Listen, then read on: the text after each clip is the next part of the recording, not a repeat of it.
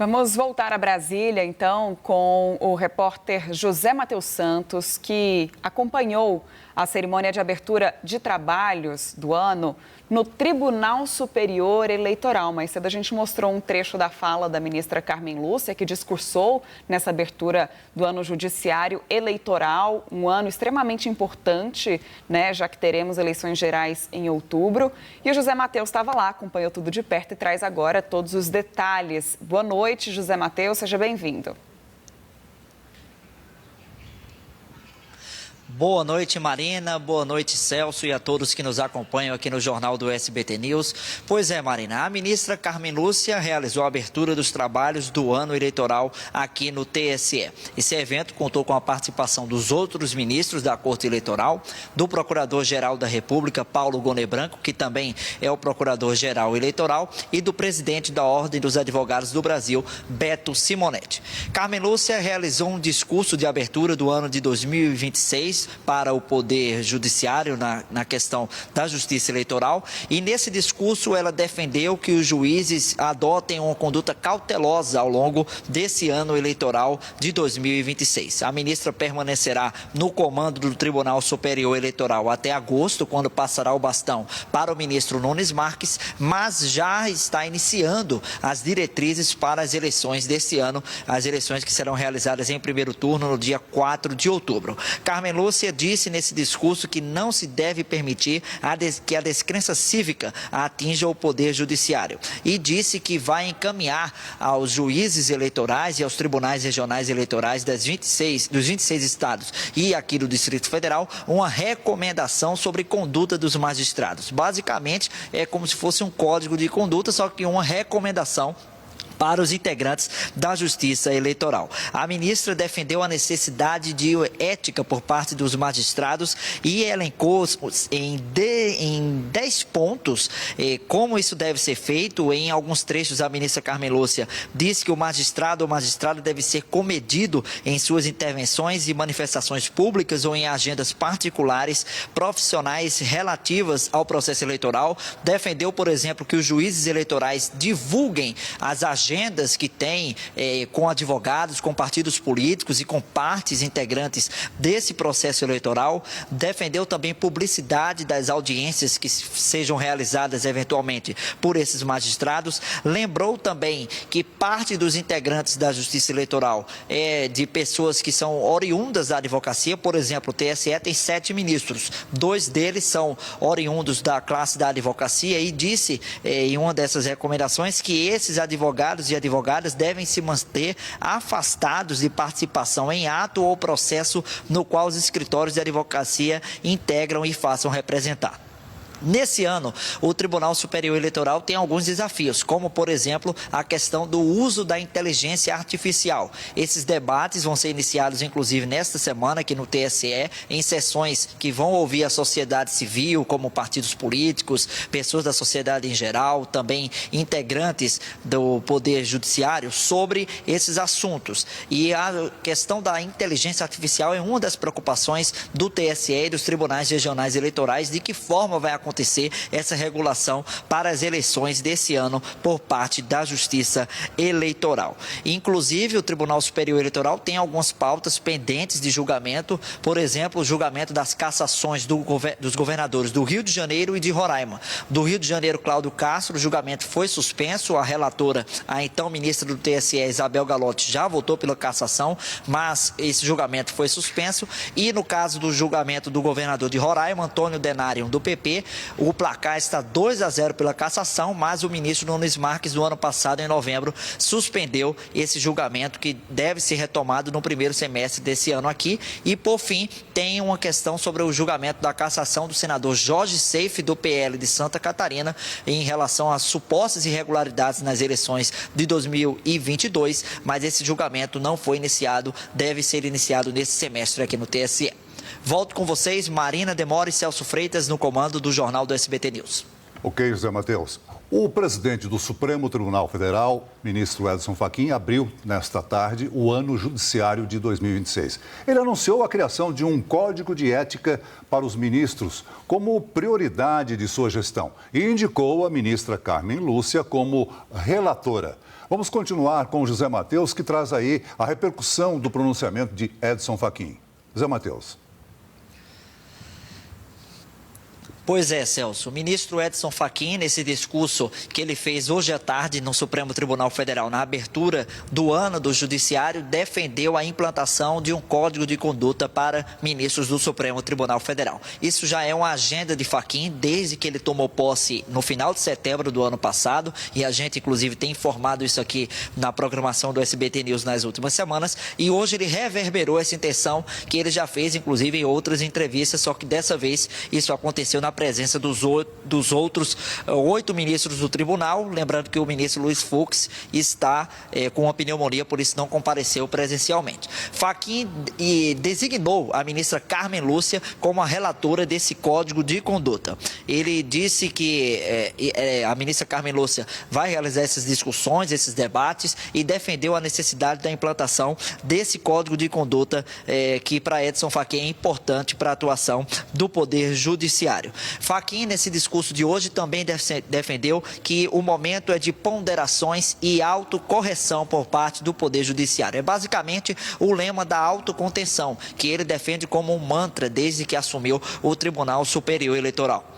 Também falou da necessidade de diálogo entre os poderes, inclusive na frente dos chefes dos outros poderes, como o presidente da República, Luiz Inácio Lula da Silva, o presidente da Câmara, Hugo Mota, e o presidente do Senado, Davi Alcolumbre. O presidente do Supremo Tribunal Federal disse que é hora de um reencontro com o sentido essencial da República, da tripartição real de poderes e da convivência harmônica e independente, com equilíbrio institucional. E disse que todos os que estavam ali presentes são chamados a essa arena.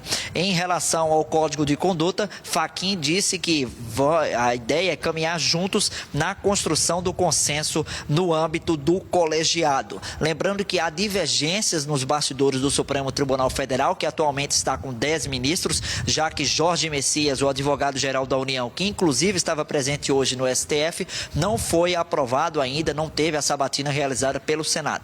Os ministros divergem sobre o tom desse Código de Conduta. Há 3 correntes no Supremo Tribunal Federal. Uma mais alinhada a Edson Fachin, que defende que esse código de conduta seja debatido e implantado assim que possível. Outra que defende o código de conduta, mas entende que não é o momento para esses debates, que isso deve ficar para depois do ciclo eleitoral, as eleições que vão acontecer em outubro desse ano. E outra ala é mais resistente à implantação desse código de conduta. Hoje esse evento aconteceu, justamente no momento em que o Supremo Tribunal Federal está basicamente ali no foco das informações aqui em Brasília, e também, sobretudo, em relação ao contexto da apuração do caso do Banco Master, que é relatado pelo ministro Dias Toffoli, a apuração que é sobre as suspeitas de fraudes financeiras de cerca de 12 bilhões de reais, e o ministro Toffoli tem sido alvo de críticas, inclusive por parte da Polícia Federal nos bastidores, após atritos que teve ali na condução da investigação com a PF. Volto com vocês, Marina e Celso. José Matheus Santos, obrigada pelas suas informações aí direto da sede do Tribunal Superior Eleitoral, acompanhando a volta dos trabalhos. Vamos ouvir então um trecho do discurso do presidente do STF, Edson Fachin, durante essa cerimônia hoje mais cedo. Quando a fragmentação partidária impede a formação de maiorias estáveis, quando o custo de governabilidade se torna proibitivo, quando a responsividade do sistema representativo cai abaixo de um limiar mínimo, quando a confiança nas instituições representativas se erode, a pressão não desaparece, ela se desloca.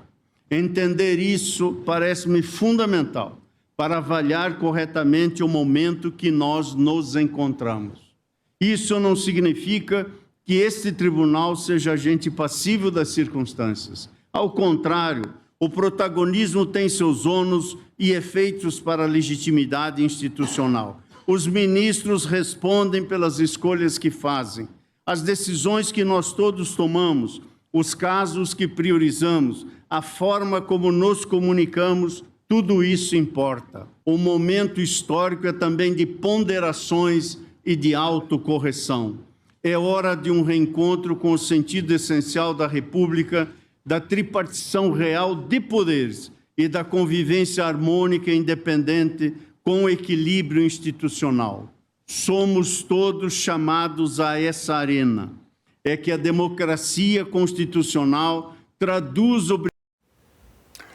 Durante o discurso na cerimônia de abertura do STF, o presidente Lula disse que, nas investigações feitas pela Polícia Federal, todos pagarão pelos crimes que cometeram. Vamos ver. Com a Operação Carbono Oculto, o Poder Judiciário, a Polícia Federal e a Receita Federal chegaram aos mandantes do crime organizado. Magnatas do crime, que vivem no andar de cima, que não estão nas comunidades, e sim em algum dos endereços mais nobres no Brasil e no exterior. Não importa onde os criminosos estejam, não importa o tamanho de suas contas bancárias. A Polícia Federal está aprofundando as investigações e todos, sem distinção, pagarão pelos crimes que cometeram.